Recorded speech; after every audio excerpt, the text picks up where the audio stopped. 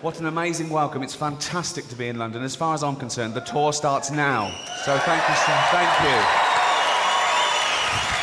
Thank you.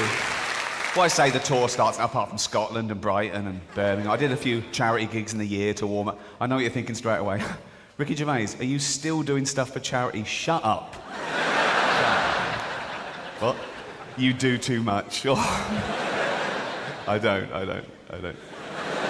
What? How much did I raise for cancer alone last year? It doesn't matter, mate. It doesn't... Give us a ballpark figure. Ooh. Millions. It was millions. And they're welcome to it. But I will say this. If I ever get cancer myself, I'm going to go into the nearest hospital and go, right, I paid for that machine. Get that little bald fucker off it.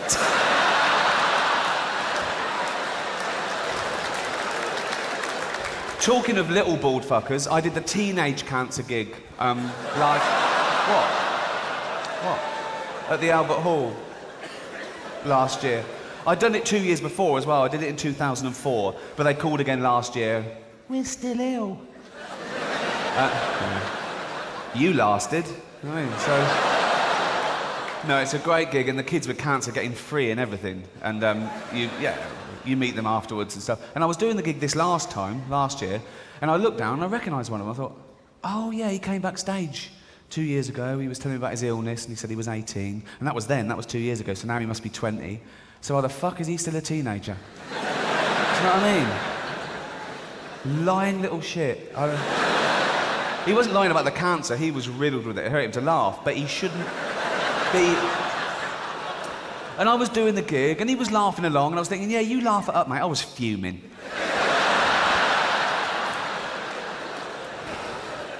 And it got too much for me, I'm human. So I went, all right, mate, I recognise you. I went, yeah. Came backstage 2 years ago, I went, yeah. You said you're 18 then? He went, yeah, so you're 20 now? He went, yeah. I said, get out. Get out. I called the security. He struggled, but he was weak. They'd worked out, you could see. Although they had trouble getting hold of him to start with, and then they got him in a... No. And his drip nearly had someone's eye out. I go, get him out. The crowd started booing. I went, hear that? They don't want to see someone like you take the piss out of me.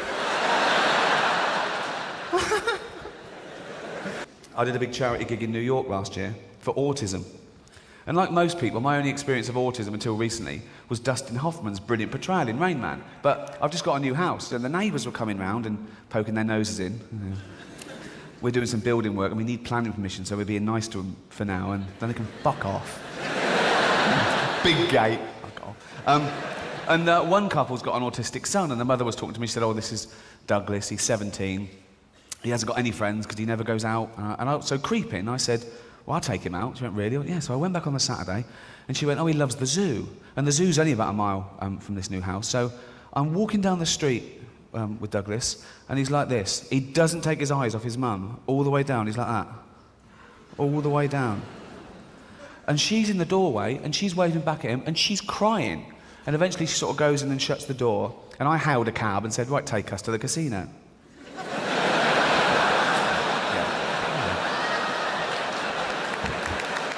You've got to make it work for you, ain't you? So, not going to be a completely wasted day, do you know what I mean? So, and I can sign one person in, so I signed him in, he had a little suit on and everything. I think it's going to be brilliant. So I went straight to the blackjack table. That's their best one, I think.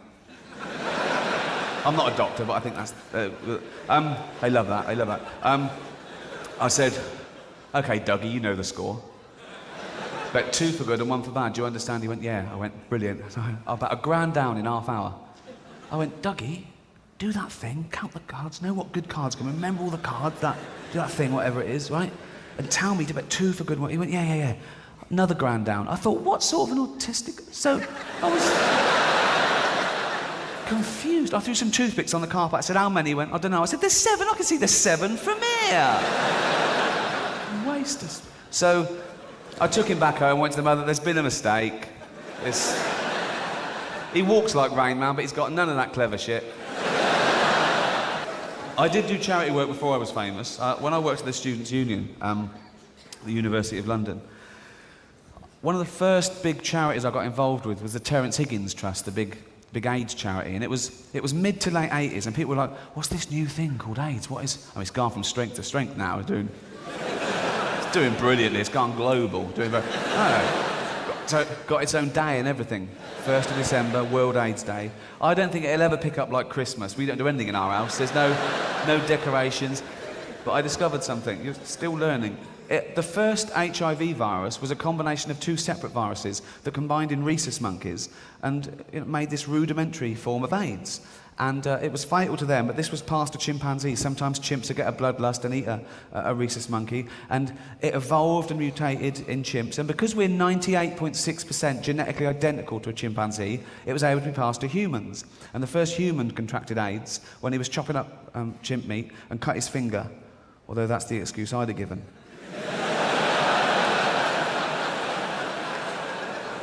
You'd have to come up with something, wouldn't you?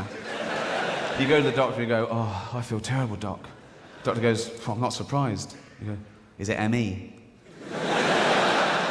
Worse than ME. You wish you had ME. You shouldn't be laughing about it. He's got terrible news. No, terrible doctor.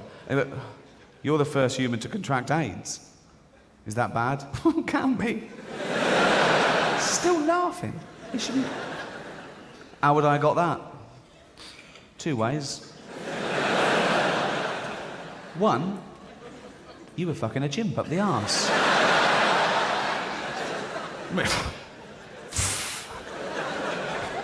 Fucking a chimp up the arse? Me?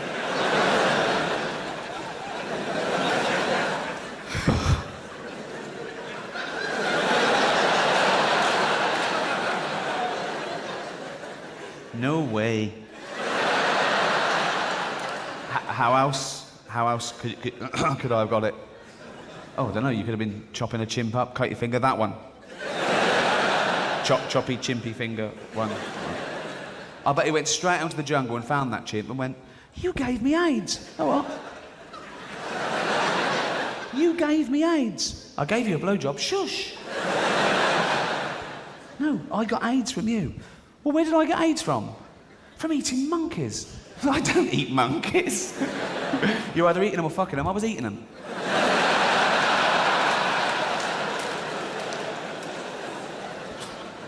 That's how it happened. Always learning.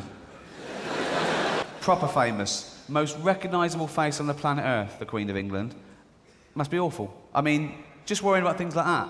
Public toilets. I'd hold it in all day. I hate public toilets. They're the worst places on earth. And I don't just mean the ones in town centres underground where you have to get past paedophiles and tramps. I mean, you can be in quite a nice pub, can't you? Velvet seats, oil paintings, white wine, Vivaldi on the jukebox. Oh, good conversation, but of course, Kierkegaard was an absolute genius. Just to go to the loo.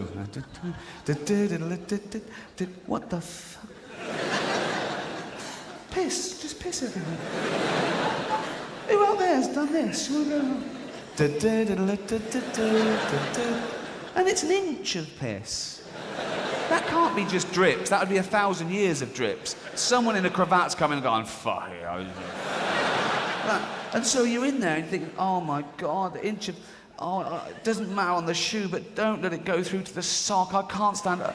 Oh, other people's pissy sock. That's the evening over as far as... So you're thinking, oh my God, and keep your trousers out of it. So you think, oh my God, and what's that? I've got to flush that away. No chain, I've got to go on top of that. What is the... Who's nicking the locks? Who nicks the locks from a cubicle to... Who's so desperate? They go in with a screwdriver and go, I'm going to build my own toilet one day. That saved £1, and they're small. How are they getting away with the toilet seat? Doesn't the barman go, mate, did you come in with that toilet seat? It's ridiculous. So you're in there now, in this hellhole, in piss, holding your trousers up, holding the lock, not enough hands, holding the door shut, and you think, oh my God, this... But you can always find some toilet paper. It's usually scrundled up into a ball and shoved in the queer hole. Who's making the holes in the sides of... Who makes those?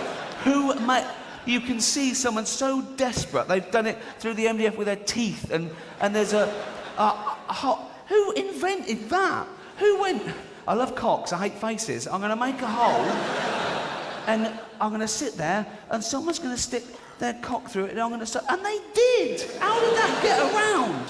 How did people know the trick? How did they? Or did someone just go in there innocently one day, using the urinal, and go, do. There's a hole in there. Probably for my cock, isn't it?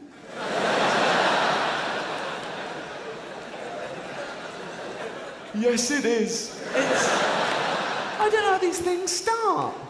I went to school with this guy, right? He was a div kid.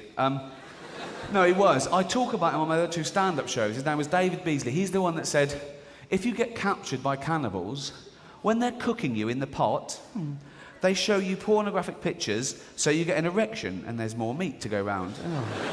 But he told me a very funny story as well. There was a scandal in this sort of neighbourhood. A guy a few doors away from him that was older than him, an older boy, had got done for lewd behaviour. He was cottaging. He was a gay guy. And he'd gone down to this public toilet in Cemetery Junction, which is an area of Reading. And he'd gone into this cubicle, got the hole there, and he was waiting. People were coming in and out. He waited for ages, and eventually someone came in, heard rustling. Cock comes through. Oh! He grabbed it. They can't get away then. I guess. I've never tried it. He sucked him off. What do you think he was going to do? Play London's Burning? Of course. This dental floss is big. Of course he's going to... So, he got him. He sucked him off. And when they both went outside, it was his dad.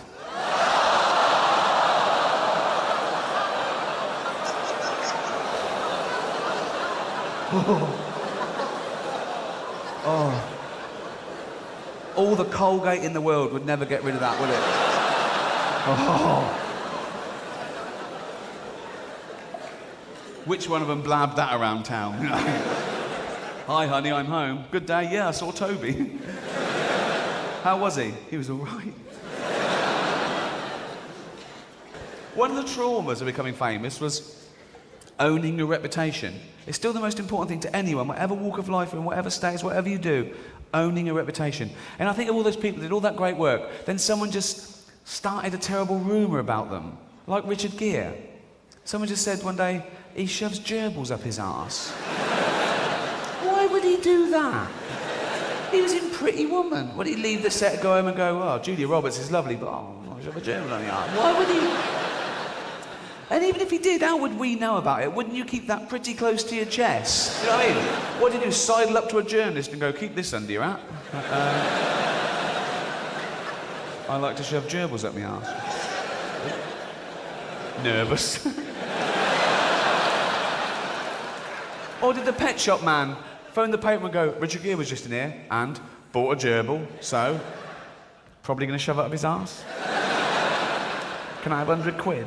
It's just, of course he doesn't shove gerbils up his arse. I know that, but these things go in, and I know that's rubbish. But if I was to meet him, if I was round his house, and I was going, oh, nice to meet you, and he had a gerbil, I'd double take. And he'd see me, he'd go, what? I go, nothing, just a gerbil. He'd go, yeah. I go, a pet. He'd go, exactly. I go, oh. But when he went to the kitchen, I'd have to check. Go, tea? Yeah. Milk, no sugar. And I'd creep over, I'd lift up the lid, get the little guy out. You'd have to check. That is the only way you can check, really, because they can't grasp your... It's the perfect crime, really. They can't, you know what I mean? They can't call Esther Ranson. He's touching me again, so... Do you remember the one about Mark Ullman? Rushed to hospital with cramps, gave him a stomach pump, and found 10 different types of semen in his stomach. What doctor's this? I hope you feel better tomorrow, Mark. Let's have a look. 1. That's a different one. Who's counting the stomach sperm? Who's got... And the rumour that went with it, to sort of validate the story, was that Mark had just taken a lineup of sailors. What sailors were these? They get out of Portsmouth and go, oh...